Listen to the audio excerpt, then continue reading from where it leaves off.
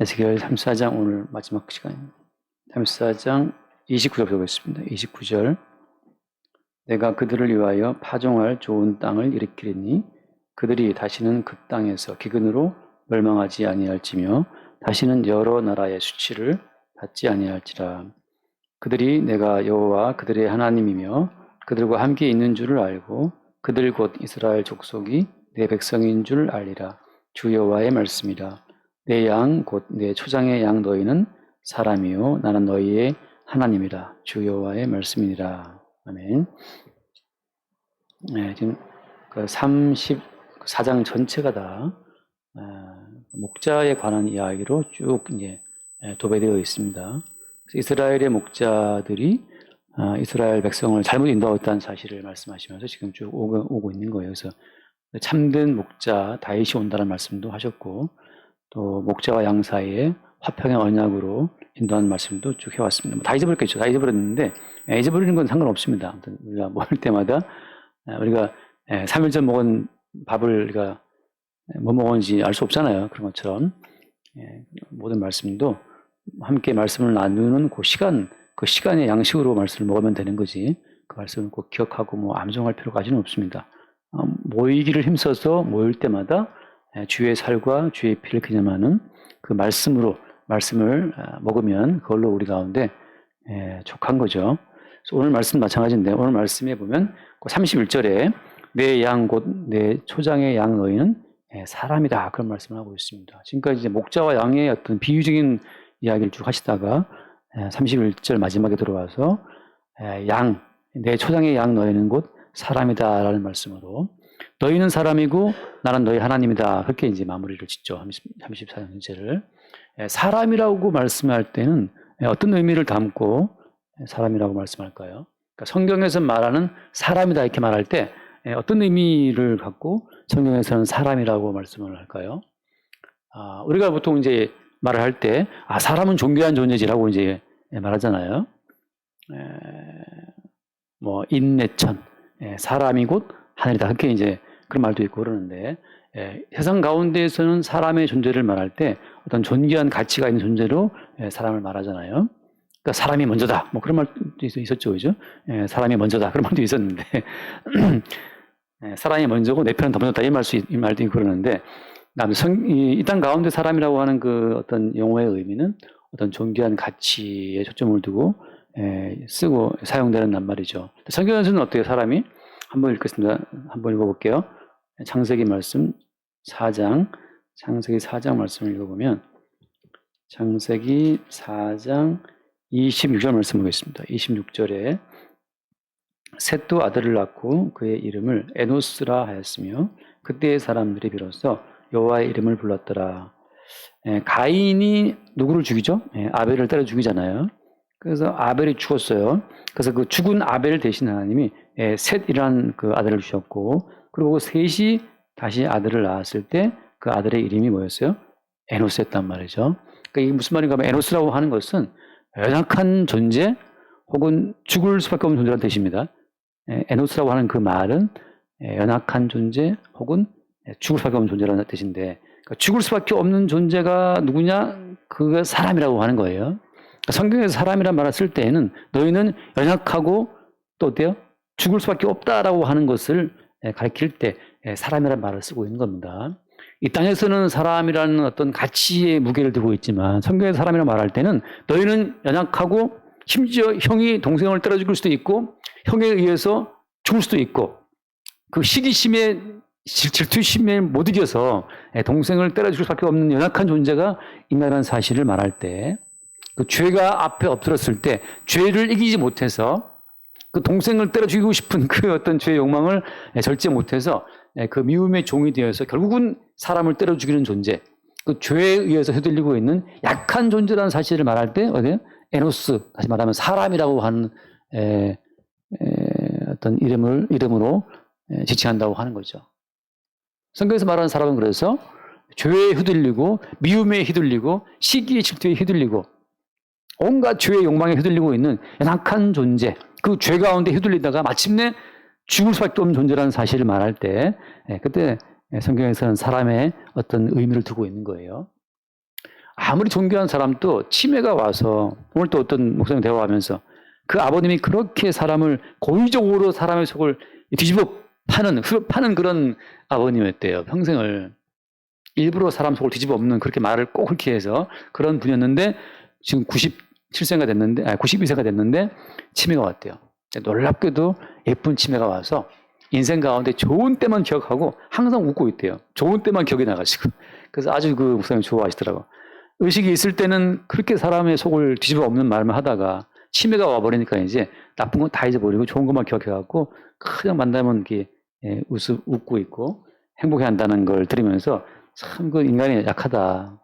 인간 속에 있는 그 기억의 일부만 지워버리면 나쁜 부분 지워버리고 좋은 부분 남겨두면 착한 치매고 좋은 부분 다시 지우고 나쁜 부분 남겨두면 그냥 미워하고 욕하고 원망하다가 죽는 거죠. 나쁜 치매가 되는 거고. 성경에서 말하는 사람이라고 하는 것은 그래서 약한 존재예요. 오늘 말씀에 주께서 말씀하시기를 내 양 곧 내 초장의 너희는 사람이다 이렇게 말씀할 때에는 너희가 어떠한 존재인지를 알아야 어때요? 어떠한 존재인지를 알아야 목자이신 주님과의 온전한 관계가 이게 형성이 된다는 사실을 말하고 있는 거예요. 너희 스스로 너무 잘났어. 내게 목자가 필요 없다. 목자 말고도 나는 내 지혜를, 내 능력을 혹은 내 인맥을 믿고 있다. 그럼 주님 보시기엔 어때요? 초장의 양떼가 아닌 거죠. 그러니까 주께서 부르시는 모든 양떼라고 하는 것은 자기가 늘 죄와 시기와 질투와 미움과 걱정과 근심에 휘둘리는 연약한 존재임을 안다는 거죠. 내가 얼마나 걱정, 근심에 휘둘리는 존재인지를 알아야 무슨 걱정이 없어요. 작은 사건에도 그냥 덜컥 가슴 내려가는 것이 인간인데 자기 존재를 알 때마다 어때요? 그때마다 우리는 어떻게 됩니까? 목자를 부른다고 하는 거죠. 그 목자의 이름을 부를 그때 연약한 존재로서 목자 대신 주를 부르는 그 순간에 어때요? 그 순간에 목자와 양 관계가 생성이 된다고 하는 거죠. 생성. 다시 말해서 목자와 양이라는 것은 늘 연결되어 있지만 어때요? 연결되어 있지만 인식 가운데에서는 항상 주께서 어떤 특정한 사건 속에 우리의 약함을 드러낼 때 그때 비로소 우리 약함을 깨닫고 인지하는 순간 목자이신 주를 부르게 되죠. 그 순간에만 다시 우리가 목자이신 주님을 바라보게 되는 겁니다. 제가 늘 드린 비유처럼 23시간 59분 동안에는 우리가 내가 주체가 되어 살아가지만 주께서 우리를 건드리시는 짧은 순간 그때 우리는 깨어나서 다시 주의 이름을 부르게 되는 거예요. 한번 사도행전 4장을 볼게요. 사도행전 4장. 사도행전 4장을 보면 제가 이 말씀을 왜 보냐면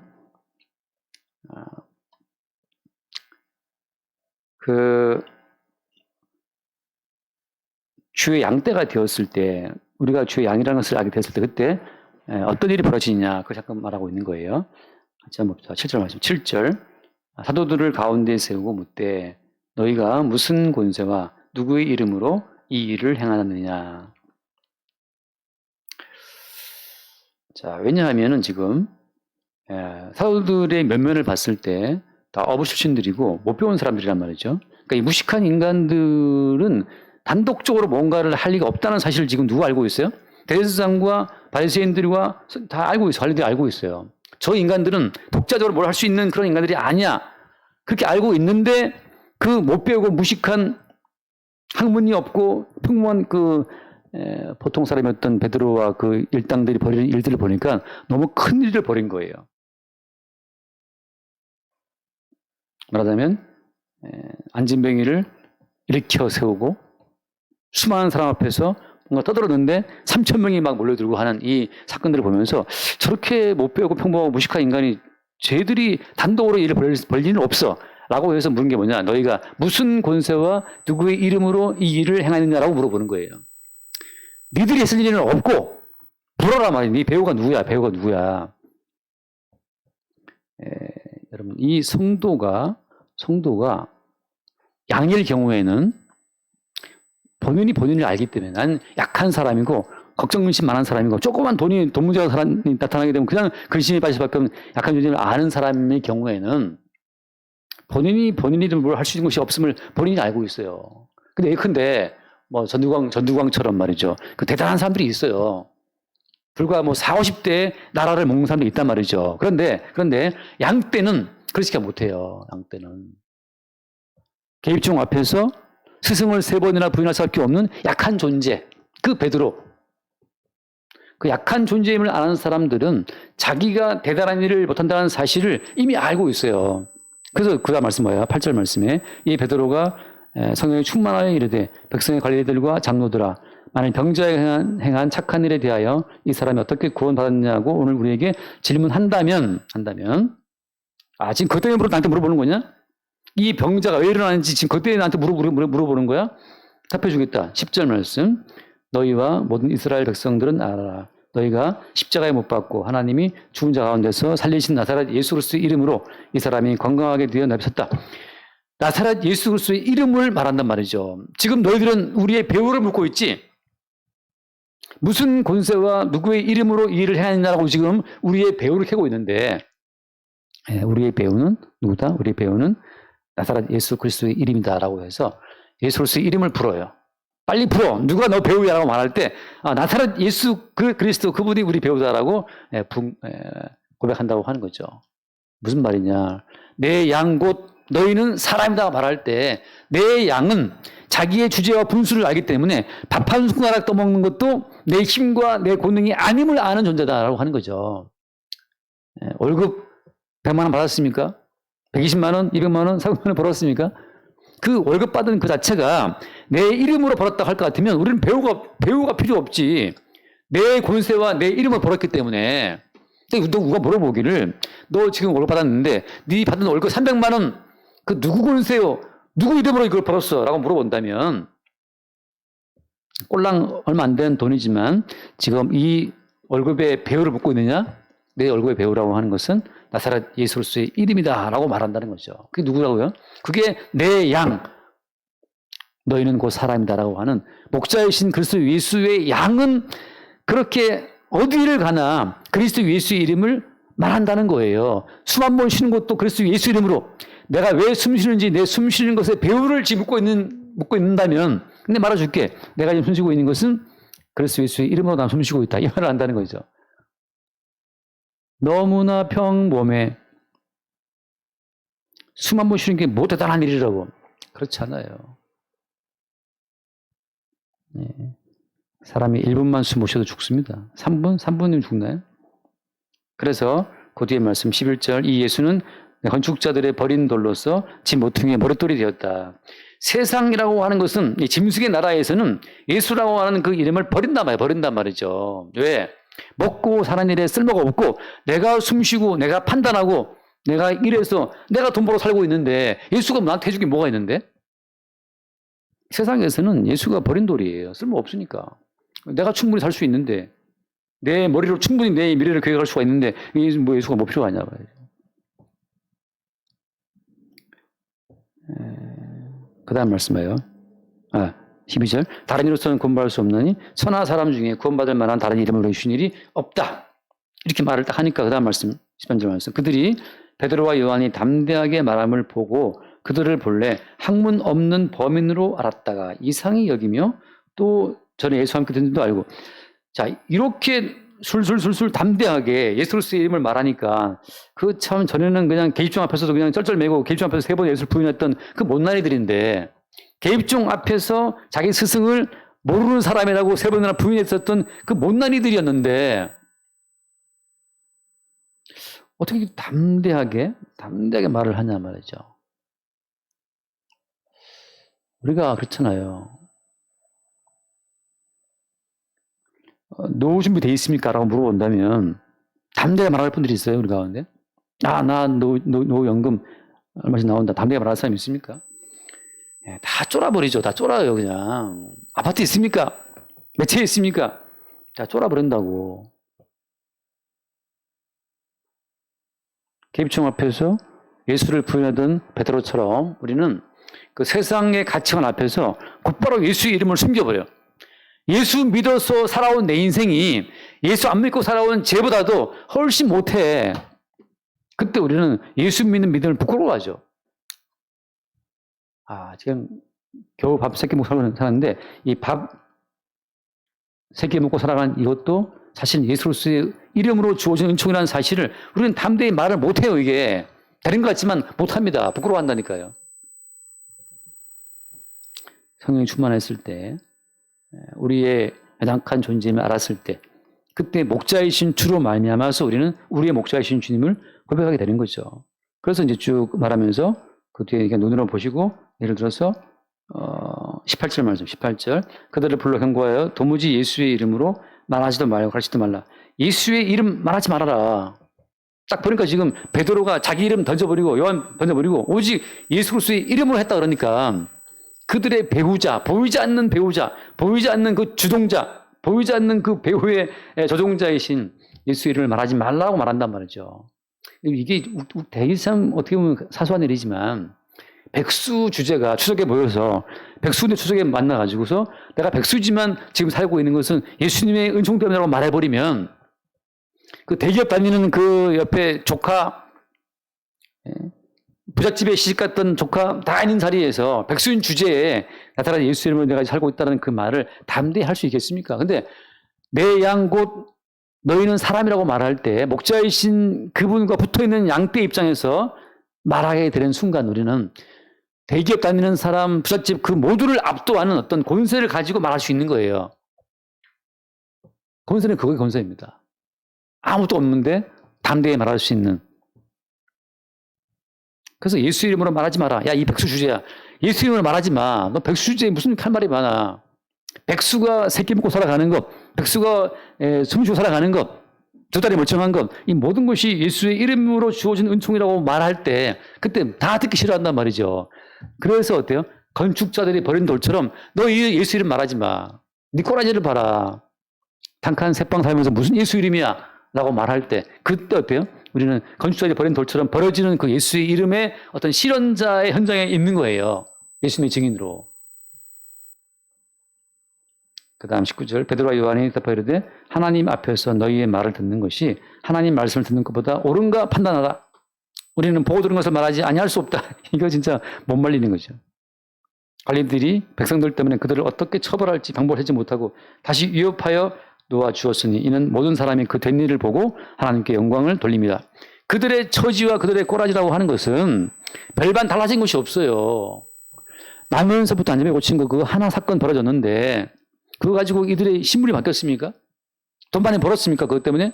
그런 게 아무것도 없어요. 오늘날 교회는 병자 하나 고치면 그냥 광고 내서 그냥 사람 끌어모으고 그냥 돈 끌어모으고 이름을 내겠지만 그 당시 베드로와 요한과 제자들 입장에서는 달라진 것이 아무것도 없어요. 똑같이 그냥 가난한 어부 출신들 그거밖에 아무 달라진 것이 없어요. 근데 주님께서는 어때요? 모든 사람이 그 된 일을 보고 영광을 돌리게 했다는 거죠. 자, 돌아와서 봐요. 본문 돌아와서 에스겔서 34장 30절 말씀. 30절. 그들이 같이 봅시다. 그들이 내가 여호와 그들의 하나님이며 그들과 함께 있는 줄을 알고 그들 곧 이스라엘 족속이 내 백성인 줄 알리라. 주 여호와의 말씀이라. 자, 여기서 많은 사람들이 오해를 하는 게 뭐냐. 그러니까 여호와 그들의 하나님이 그들과 함께 있는 줄을 안다고 말할 때 항상 이스라엘이 뭘 오해했냐 하면 이스라엘은 이방 민족들처럼 나라가 부강해지면 그것으로서 여호와와 함께 있는 줄로 알 거라고 생각한 거예요.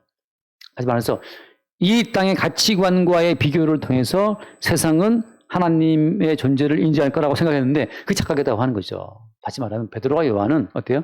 죽을 때까지 가난하게 살았어요. 죽을 때까지 가난한 자로 살았다고 하는 거죠. 누가? 베드로와 요한과 바울과 바나바와 제자들이다.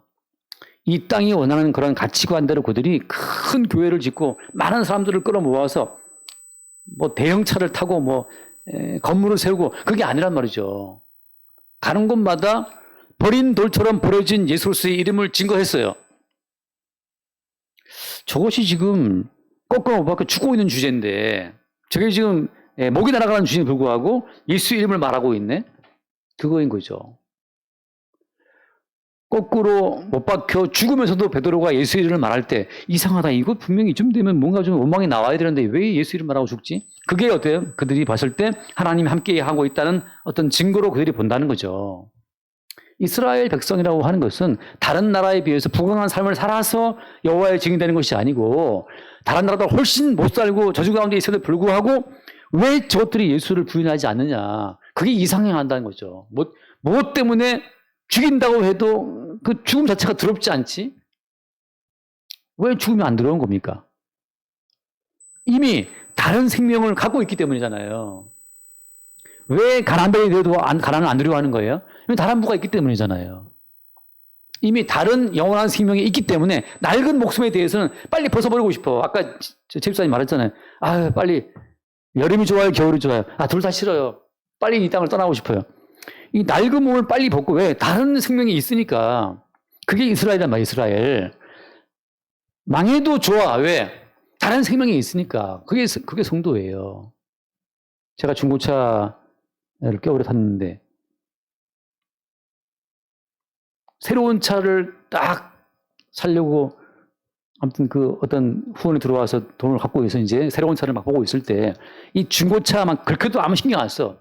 이건 빨리 괜찮아요. 결국은 이제 폐차했는데 도저히 팔아 먹을 수 없어서 팔 수 없다 했잖아요. 그래서 폐차 쳐버렸는데 그 새로운 차가 이미 계획 속에 들어와 있을 때는 낡은 차가 벌어지는 거에서 아무 신경 쓸 게 없잖아요. 그런 것처럼 성도는 이미 다른 생명을 얻은 자 입장에서 이 생명은 어때요? 속히 벗어버리기를 바라는 입장이니까. 그게 이스라엘이에요. 새로운 생명을 품은 자의 삶. 그게 양이라고 하는 거죠. 연약한 존재의 껍질을 깨고 그 속에 이미 삽입된 영원한 생명이 있기 때문에 그들은 담대한 자고 그들의 목자이신 주의 이름을 증거하는 거예요. 그래서 그들이 내가 여호와 그들의 하나님이며 그들과 함께 있는 줄을 알고 그들 곧 이스라엘 족속이 내 백성인 줄을 알리라. 저들 분명히 평범한 사람이고 학문도 없는 사람이고 못 배운 인간들이고 저 분명히 계집종 앞에서 들어 떨던 인간인데 쟤 왜 저러지? 여러분 우리가 항상 나는 백수고 가난해서 명절에 보여서 기도 못 표할 그런 존재임을 알고 있는데 느닷없이 가난해도 망해도 돈이 없어도 아파도 예수 이름을 말할 때 왜? 뭐 때문이냐? 내게는 다른 부유함이 있고 죽임당하신 어린 양이 능력과 부의 주인이라고 하는 그 다른 부유함이 내게 있고 어린 양으로 주어지는 새로운 생명이 내게 있고 그 새로운 나라가 내게 있고 대한민국이 망해도 내게는 주의 나라가 내게 있고 그 다른 나라, 다른 생명, 다른 부유함, 다른 능력과 다른 지혜가 있기 때문에 이 땅에서의 그 무능함, 무지함, 가난함, 멸망, 실패 그것이 두렵지가 않은 거죠. 그럼으로써 어때요? 성도는 이 땅의 가치 경쟁에서 이겨서 예수를 증거한 자들이 아니라 이 땅의 가치 말고 이미 주의 심판 가운데 다 던져버리고 새로운 나라의 새로운 가치와 접목되어 있기 때문에 누리는 그 담대함이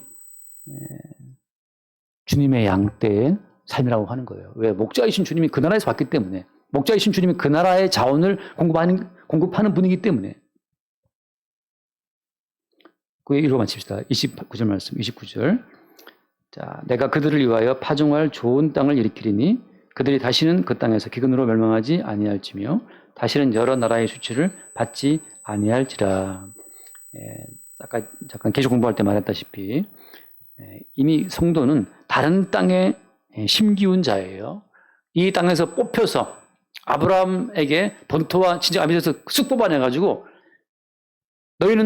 너희의 생명은 하늘에 속했다는 말씀처럼 하늘에다 이미 심겨졌기 때문에 쉽게 말하자면 이제 물가에 심겨온 나무인데 이 땅에서 뽑아서 언약의 땅에 심겨졌기 때문에 언약에 의해서 살고 죽는 그것이 양떼의 삶이라고 하는 거예요. 언약에 의해서.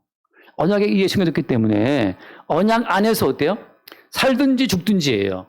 언약 안에서 가난하든지 부유하든지 우리 안에 사시는 분이 주님이라는 사실을 말하게 되는 거죠. 그러니까 우리 안에 사시는 생명의 주님과 붙어있는 그 상태에서 가난하든 부하든 살든 죽든 그 자체가 아무 문제가 되지 않는 상태, 그 상태를 지금 말하고 있기 때문에 그때는 어때요? 수치를 받지 아니할 것이다.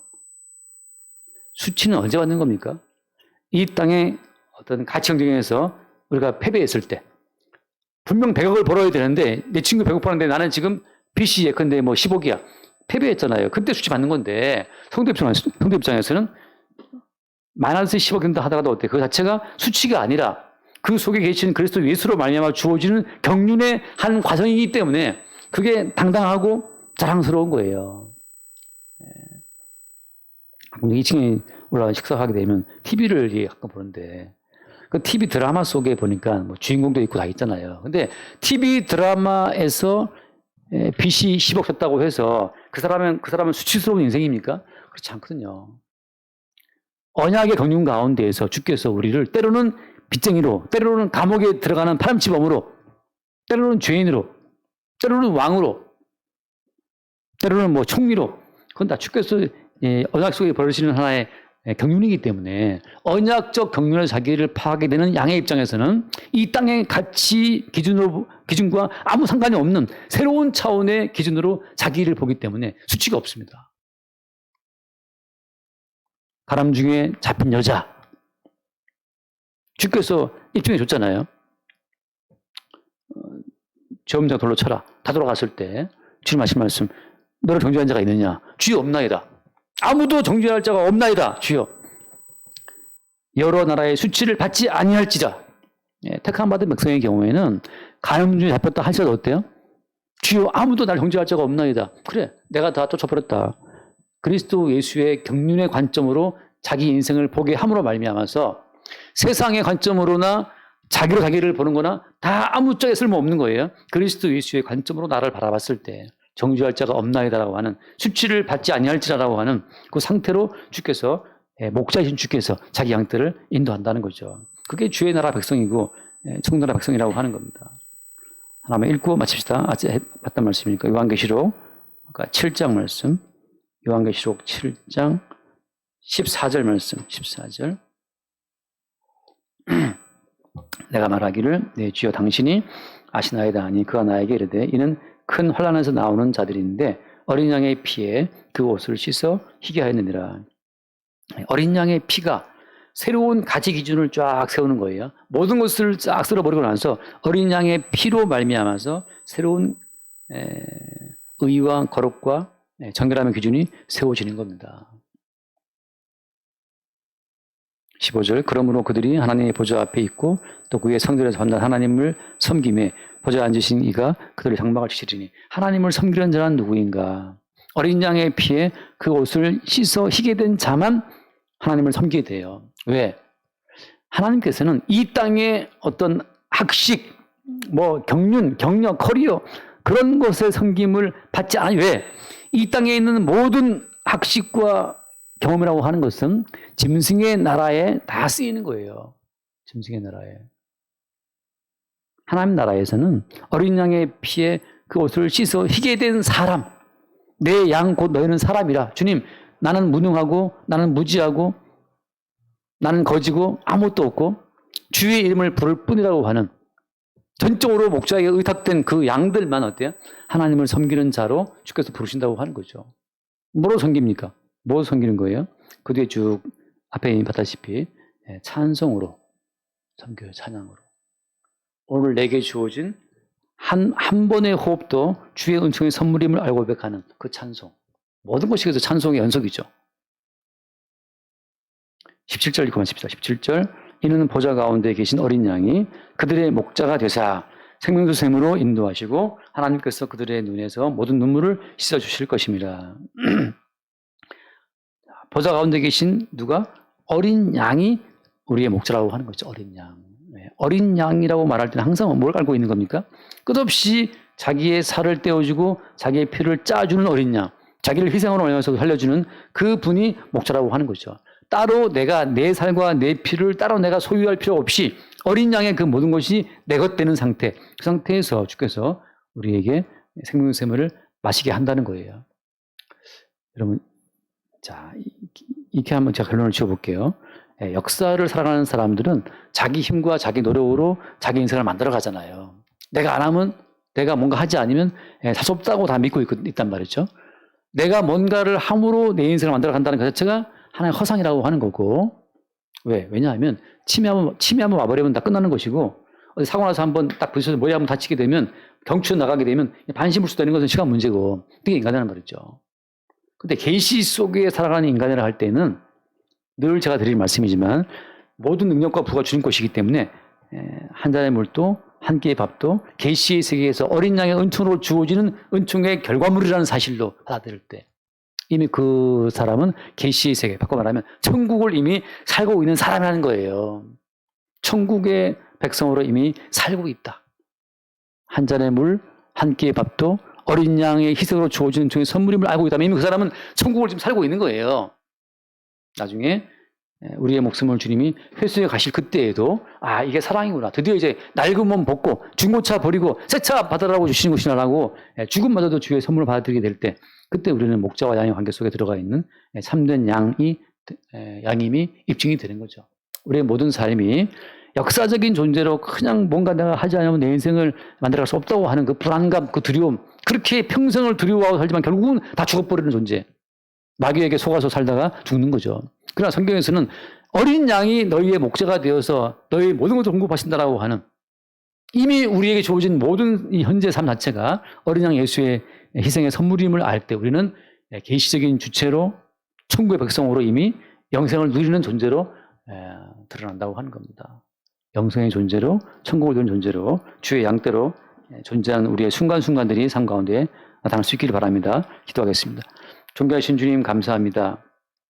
목자에 대한 긴 이야기를 주께서 마치시면서 내 초동의 양 너희는 사람이다 말씀하시고 우리의 약함 주께서 오늘 이 시간 우리 코에 호흡을 거두고 가시는 순간 우리는 곧바로 흙덩이가 될 수밖에 없음을 알게 하시는 주께서 두신 이 코의 호흡이 한시적으로 우리를 진행하고 있다는 연약한 존재임을 알게 하시고 우리를 살게 하시고 또 이미 영원한 생명을 미리 준비하사 우리 가운데 공급하시는 목자이신 주의 은총을 늘 새롭게 발견하고 참미케 하여 주옵소서. 우리 주 예수님을 기도드립니다. 아멘.